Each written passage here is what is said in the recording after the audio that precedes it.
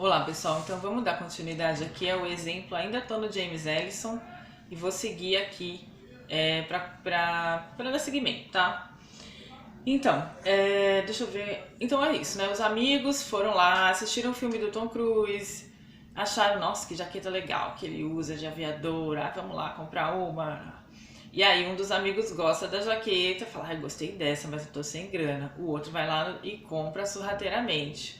E aí ele fala, você roubou? Aí o outro, não, eu sempre a quis. Né? Então todo esse exemplo mostra a tragicidade, né? É um pouco tragicômico tudo isso, do desejo mimético, de você começar a desejar objetos influenciado aí pelo seu modelo ou mediador. Então o que a gente tem no Jihad? Ele vai fazer uma diferença muito interessante entre, nesse livro aqui, né, Mentira Romântica, Verdade Romanesca, que é o meu livro preferido dele.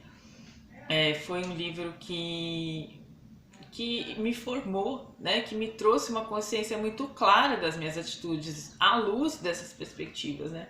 Ele fala o quê? Os escritores, não sei se vocês conseguem ver, os românticos, eles acham que o desejo é livre, né? É original, é autossuficiente, não tem influência de ninguém. Eu desejo um objeto diretamente sem influência. Então ele coloca assim, né? Sujeito deseja um objeto, sem interferência de nada, de ninguém. E os escritores romanescos, que o Giracha considera os grandes escritores, eles estão envolvidos no triângulo mimético, que é um sujeito só passa a desejar um objeto através de um mediador, né? Então você tem um triângulo aqui, não é direto sujeito, objeto, não, tem alguém que te sugere isso, né? E é muito interessante, né? Porque se a gente pensar na propaganda, por exemplo, as propagandas mostram assim uma modelo maravilhosa e no final é um perfume. Então eles te dão o modelo para você desejar o objeto. Né? Então, assim, tem muito campo de pesquisa a teoria mimética, né? E assim, eu tenho pensado muito sobre a relação disso também com a psicologia, né? Porque é muito fértil, é um campo muito fértil para quem estuda psicologia, né? Se a gente pensar, por exemplo, pensa num paciente que ele nasceu numa família de médicos. Todo mundo é médico. A mãe é médica, casou com o pai que é médico, o filho mais velho dele é médico, todo mundo bem sucedido, feliz na profissão. Mas ele quer ser paraquedista. Como é que ele faz? Com tantos modelos sugerindo para ele, seja médico. Então ele precisa ter uma força interior muito grande para romper com essas referências, para escolher outra coisa. E aí, em geral, muitas vezes, né?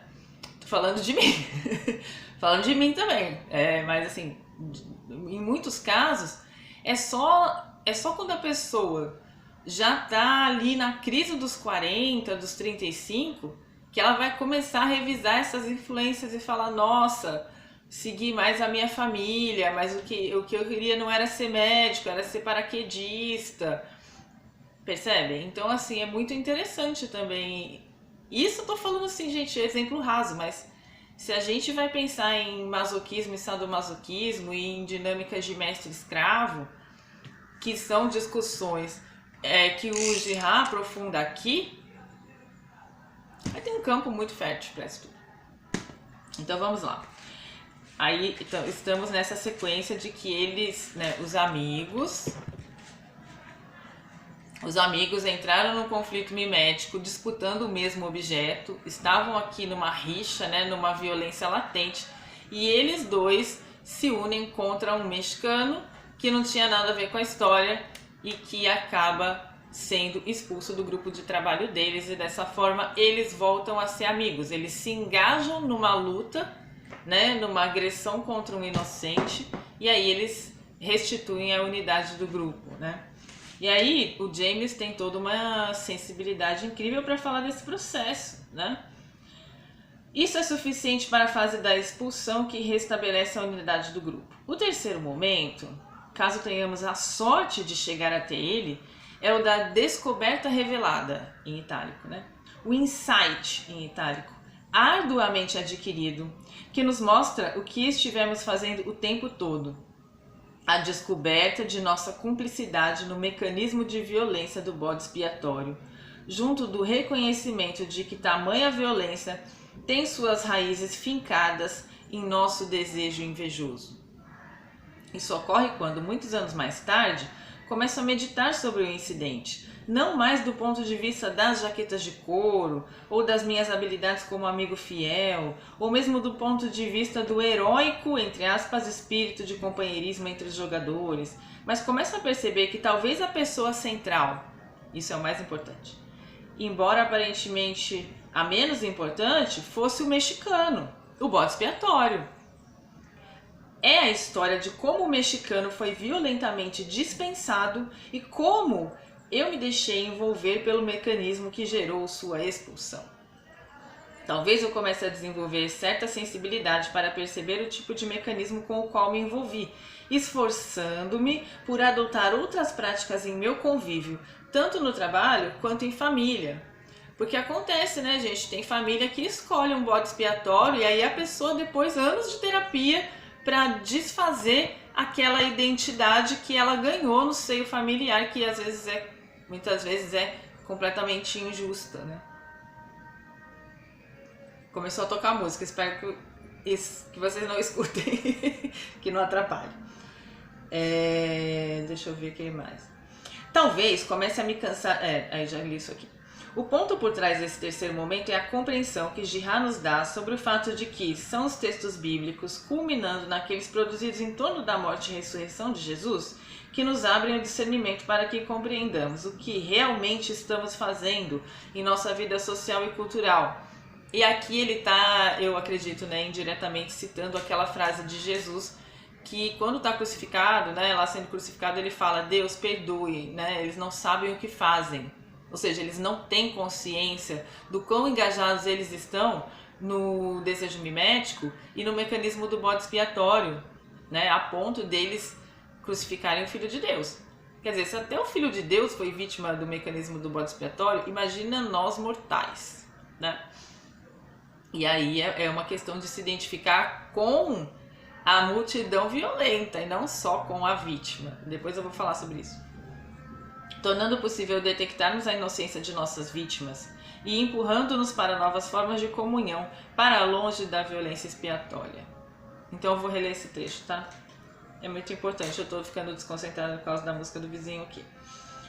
O ponto por trás desse terceiro momento é a compreensão que Girard nos dá sobre o fato de que são os textos bíblicos, culminando naqueles produzidos em torno da morte e ressurreição de Jesus, que nos abrem o discernimento para que compreendamos o que realmente estamos fazendo em nossa vida social e cultural, tornando possível detectarmos a inocência de nossas vítimas e empurrando-nos para novas formas de comunhão para longe da violência expiatória.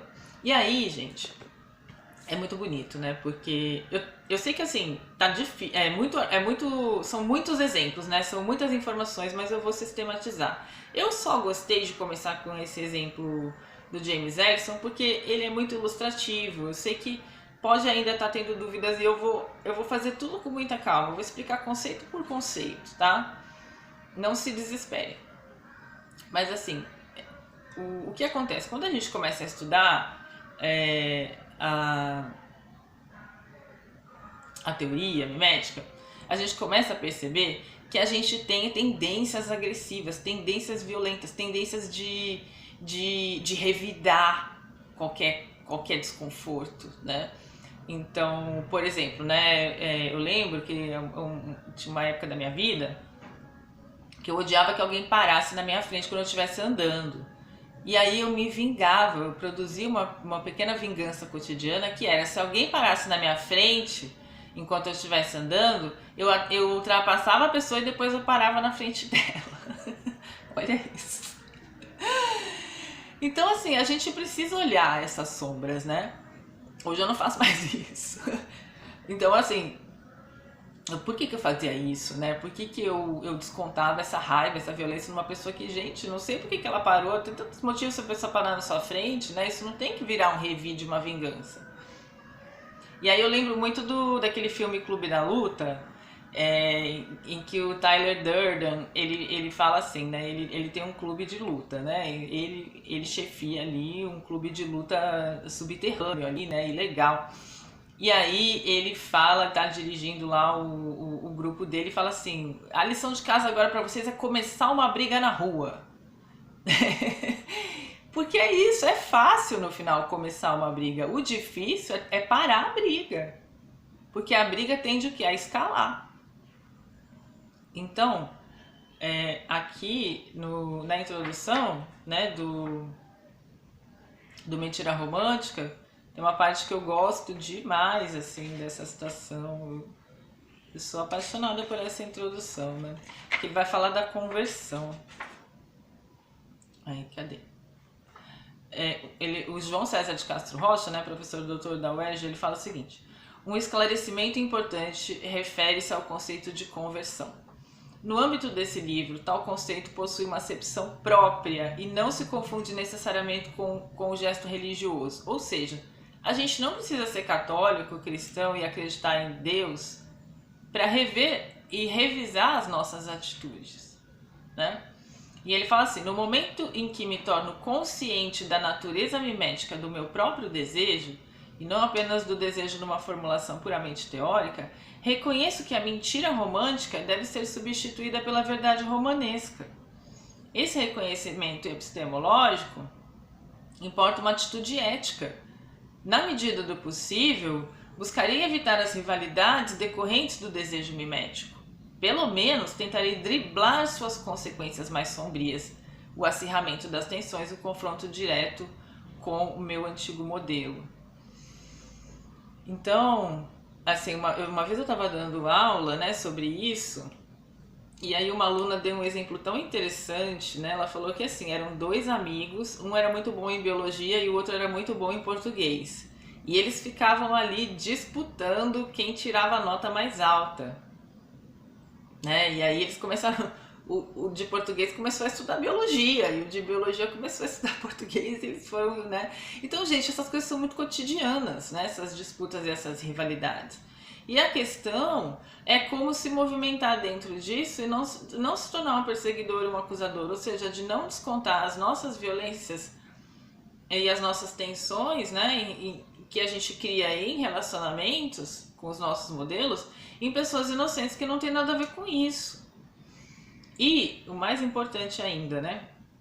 Uma vez eu tive uma conversa pessoal, né? Pessoalmente com o James Ellison, tive essa oportunidade. Também já tive a oportunidade de conversar com ele por Skype e ele me ajudou muito no meu trabalho, né? É um prazer imenso, assim, conversar com ele. É, assim, incrível. E aí ele me falou assim, olha, você tem que tomar cuidado para você não se identificar com o herói ou com a vítima, porque Cristo já foi crucificado. Ou seja, às vezes a gente tem a tentação espiritual de falar assim, eu fui só uma vítima, entende? Tipo, eu não tive responsabilidade nenhuma nisso, não, eu fui só uma vítima inocente. E aí que é a maturidade de perceber, será? Vítima inocente era Jesus. A gente pode sofrer violências de grupos, né, de forma em que a gente esteja assim no papel de bode expiatório, mas sempre reconhecendo que a gente também tem uma cumplicidade nessa violência, ou seja, foi o que eu expliquei. Eu fui uma pessoa que estudou muito, isso tirava notas altas, né? Isso criava hostilidade contra mim por parte de alunos, mas eu também fui a pessoa que tinha raiva da menina que só tirava 10. Ou seja, aquela consciência básica de que ninguém aqui é puro, né? Senão a gente seria santo, a gente já estaria em conexão direta com Deus, vivendo só no amor e na compaixão, e não é assim. Então essa teoria ajuda a gente a identificar comportamentos e pensamentos de rivalidade, de rancor, de inveja, de ciúme, de ressentimento, que todos fazem parte do que o João César chama aqui de zona sombria da mediação, né? Que é, você começa a admirar uma pessoa e a eleger essa pessoa como modelo. No começo é admiração, mas quando você coloca uma pessoa como modelo acima de você, você começa a nutrir sentimentos ali de querer que a pessoa corresponda à sua admiração, né? Então a gente vai ficando ciumento. Por exemplo, você coloca ali uma pessoa como sua melhor amiga, ela começa a conversar com outra pessoa, você já... Ai, que raiva, né? Você já vai lá, interrompe. E tudo isso. Bom, eu vou continuar a sequência no próximo vídeo.